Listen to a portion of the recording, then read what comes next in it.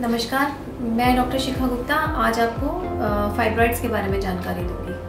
मतलब अब मेरे जो सीक्वेंस ऑफ जो ये वीडियोस हैं अभी आपको फाइब्रॉइड्स के बारे में बताएंगे। फाइब्रॉइड्स क्या होते हैं? फाइब्रॉइड्स जो होते हैं वो गर्भाशय की गांठें होती हैं। बहुत बार पेशेंट ओपीडी में आता है सोनोग्राफी की रिपोर्ट लेके और बोलता है कि गर्भाशय में गांठ है। कई बार उन्हें ये नहीं आइडिया होता कि गांठ जो है वो गर्भाशय की है कि वो अंडाशय की है।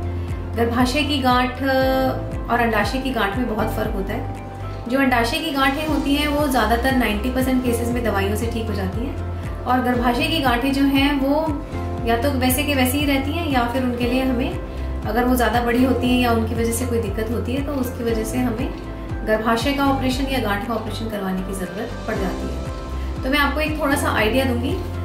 ये मेरे पास स्त्री अंगों का एक मॉडल है, उसमें मैं आपको ये बताती हूँ कि कौन कौन से अंग हमारे स्त्री के शरीर में होते हैं। ये तो गर्भाशय है, ये फेलोपियन ट्यूब या नली है और ये अंडाशय है, अंडाशय या अंडदानी है जहाँ पे बीज बनता है। ये राइट साइड है और ये लेफ्ट साइड है। जो गर्भाशय होता है वो सिंगल होता है और बीच में होता है और अंडाशय और जो नली है वो दोनों तरफ राइट और लेफ्ट होती है।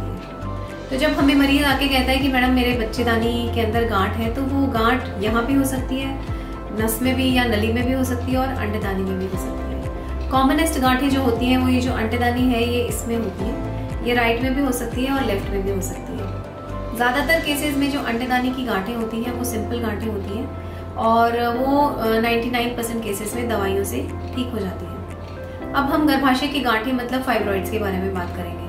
गर्भाशय में भी बहुत तरह की गांठें हो सकती हैं, पर कॉमनेस्ट जो गांठ होती है वो फाइब्रॉइड होती है। उसके अलावा जो गांठें होती हैं वो बहुत ही रेयर होती हैं, 1000 में से एक को उस तरह की गांठें होती हैं। तो हम उस बारे में नहीं बात करेंगे क्योंकि उसके बारे में पब्लिक प्लेटफॉर्म पर डिस्कशन करने से कुछ फायदा नहीं है क्योंकि ऐसे पेशेंट रेयर होते हैं। फाइब्रॉइड्स जो है वो आजकल एक कॉमन प्रॉब्लम हो गई है और पहले तो फाइब्रॉइड्स जो थे वो 35 ईयर्स की एज के बाद में देखे जाते थे, पर आजकल फाइब्रॉइड जो है वो मैंने यंगेस्ट 16 इयर्स की लड़की का ऑपरेशन फाइब्रॉइड का किया है जिसको अराउंड 12 सेंटीमीटर की गांठ थी। तो पहले जनरली जो फाइब्रॉइड्स थे वो 35 साल की उम्र के बाद देखे जाते थे, पर आजकल ये यंग एज में होने लग गए हैं। तो ऐसा क्यों है कि ये यंग एज में होने लग गए हैं, उसके बारे में भी हम बात करेंगे। पहले हम ये देख लेते हैं कि फाइब्रॉइड्स कहाँ कहाँ हो सकते हैं। जो हमारा गर्भाशय होता है उसके 3 हिस्से होते हैं। एक अंदर का हिस्सा जिसको हम म्यूकोजा कहते हैं, एक बीच का हिस्सा जिसको हम मायोमेट्रियम मतलब गर्भाशय की मसल, गर्भाशय जो है वो मेनली एक मस्कुलर ऑर्गन है, वो मायोमेट्रियम होता है, और एक सरफेस होती है जिसको हम सिरोजा कहते हैं। तो 3 हिस्से हो गए, सिरोजा, मायोमेट्रियम और म्यूकोजा या गर्भाशय के अंदर का हिस्सा जिसको कि कैविटी बोलते हैं।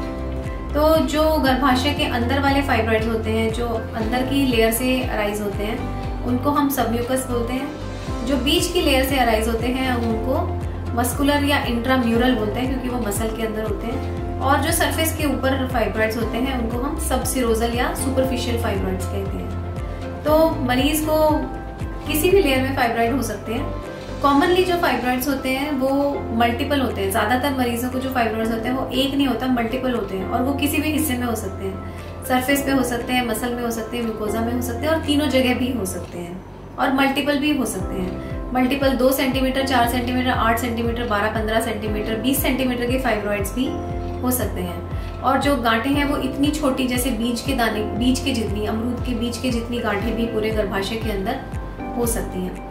तो इनका क्लासिफिकेशन भी इसी तरह से होता है कि ये अंदर है या मसल में है या सरफेस के ऊपर है। सबसे ज्यादा प्रॉब्लम्स करने वाली जो गांठें होती हैं वो चाहे छोटी हो, 1 सेंटीमीटर की हो या 5 मिलीमीटर की हो, वो सबसे ज्यादा जो परेशान करती है गांठें वो गर्भाशय के अंदर वाली गांठें होती है जो गर्भाशय के अंदर हो जाती है। तो ये तो मैंने आपको अभी फाइब्रॉइड्स का क्लासिफिकेशन बताया, और अब मैं इससे अगला जो वीडियो है उसमें आपको फाइब्रॉइड्स में क्या सिम्टम्स पेशेंट्स को होते हैं उसके बारे में बताऊंगी।